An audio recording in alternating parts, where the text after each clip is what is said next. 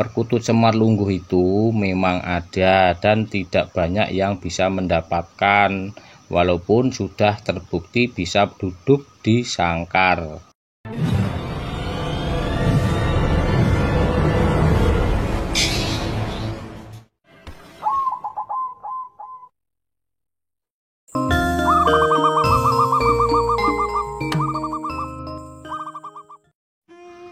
Assalamualaikum warahmatullahi wabarakatuh. Salam rahayu, salam sejahtera, sehat selalu, dan semoga selalu mendapatkan rezeki yang melimpah dan selalu mendapatkan berkah dari Allah Subhanahu wa Ta'ala. Baik kawan-kawan, selamat berjumpa kembali. Selamat datang di Wandi Cukreng yang selalu mengajak sinau bareng tentang burung perkutut. Baik kawan-kawan, untuk kesempatan kali ini saya mau membahas tentang burung perkutut berkaturanggan semar lungguh. Itu permintaan atau request dari Om Dewi Marudini. Itu lewat WA, itu suruh bahas atau bikin konten perkutut semar lungguh biar nggak gagal paham.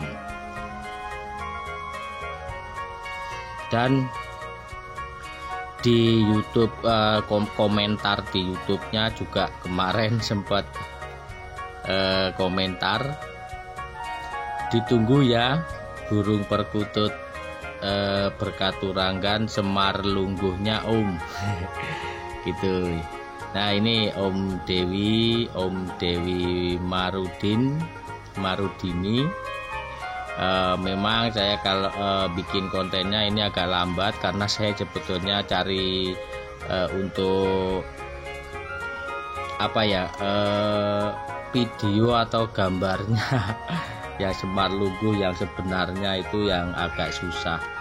Jadi saya mau menjabarkan lewat ini aja, begini aja. Sebetulnya gini kawan-kawan, untuk yang belum paham juga sama, supaya lebih biar tahu atau bagaimana biar bisa menyikapi sendiri. Jadi begini, kalau perkutut katuranggan semar lungguh itu dibilangnya ada ya nggak ada, dibilang nggak ada tapi ya ada. Jadi begini, jadi kita kalau untuk perkutut semar lungguh itu dulu juga sudah ada dan sampai sekarang. Tapi yang harus kita ketahui, semua itu ya atas izin dari Allah Subhanahu wa Ta'ala. Jadi kita harus mengetahui arti dari perkutut semar lungguh itu ini sendiri. Jadi gimana ya untuk menjabarkannya? Arti dari semar lungguh itu kita dari katanya dulu kan semar. Nah, kata semar kalau di pewayangan tokoh utama Punokawan. Nah, di pewayangan itu tokoh utama Punokawan itu juga sebagai pengasuh dan penasihat para kesatria. Nah, waktu itu nama lain dari Ki Semar itu kan Ki Lurah Bodronoyo, dan masih banyak dan panjang kalau dibahas, kalau dipelajari tentang Ki Semar itu membutuhkan waktu lama. Dan kita kembali lagi untuk intinya aja, inti yang kita bahas sekarang. Terus kata lungguh atau duduk. Nah, lungguh atau duduk ini dimaksudkan itu adalah duduk menenangkan diri atau yang disebut meditasi, atau bisa juga disebut semedi. Yang dimaksud meditasi ini adalah bertujuan untuk mengheningkan pikiran dengan istilahnya membolak-balikkan pikiran agar pikiran menjadi jernih. Jadi kalau untuk istilahnya, kalau meditasi kan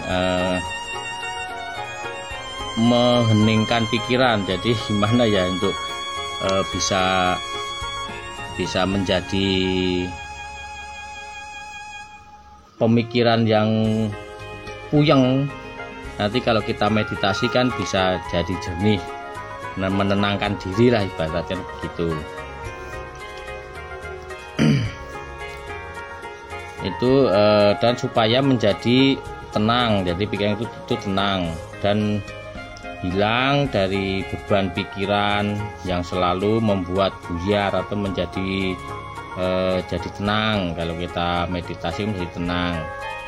Dan tuah dari Semar Lungguh ini adalah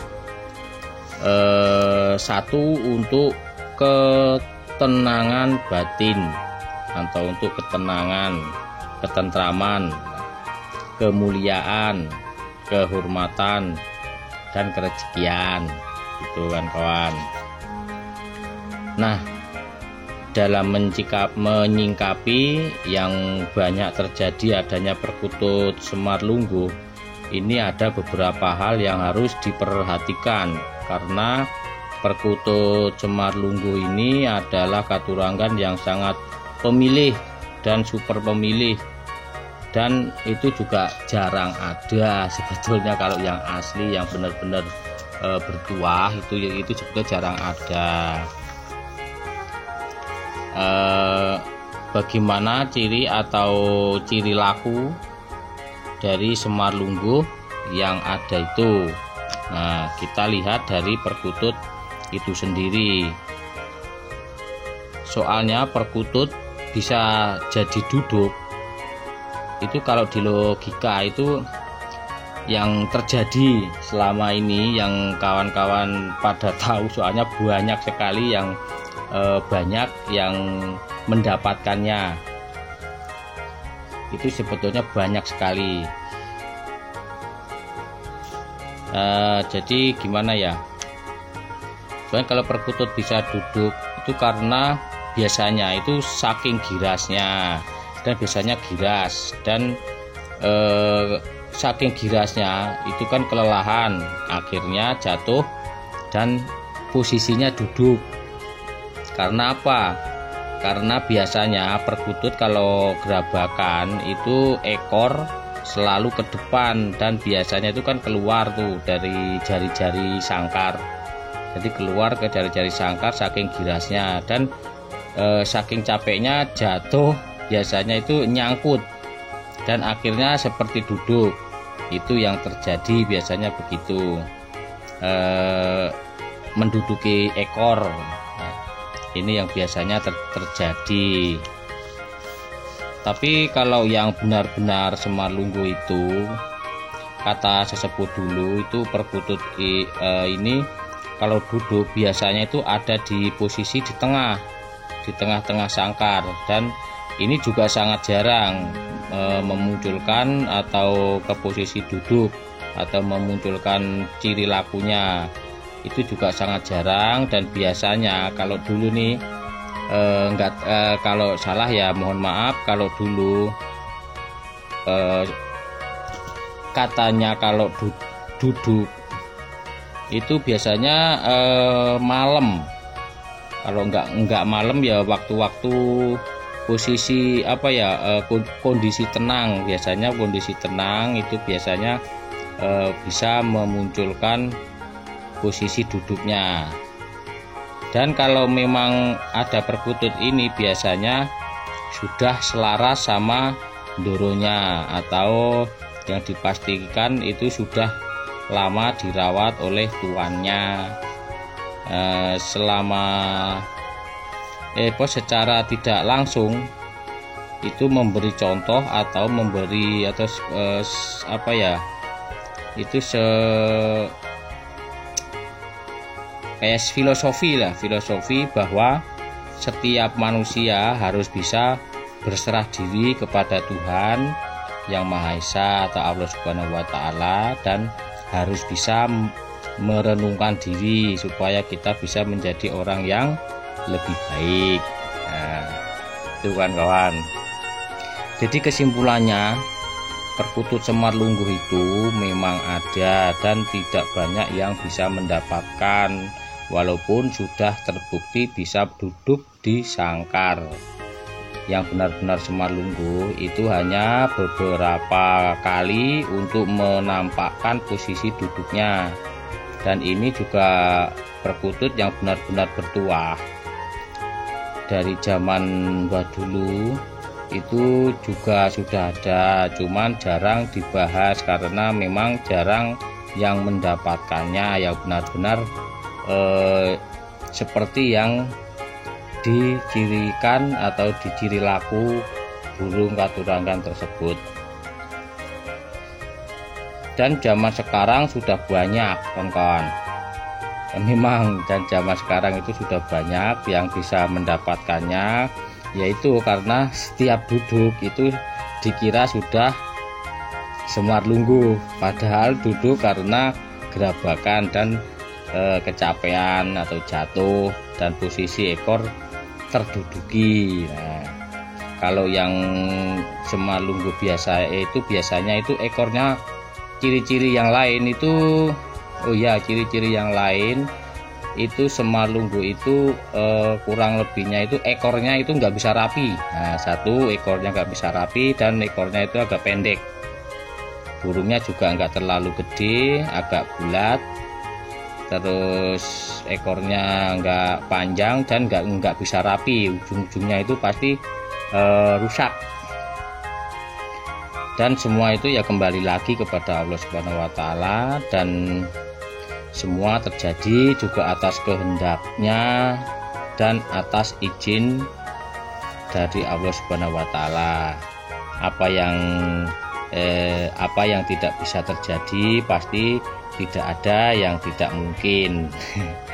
Gitu kan kawan. Ya, kembali lagi ke kawan-kawan semua, percaya atau tidak ya monggo, kembali lagi ke keyakinan masing-masing.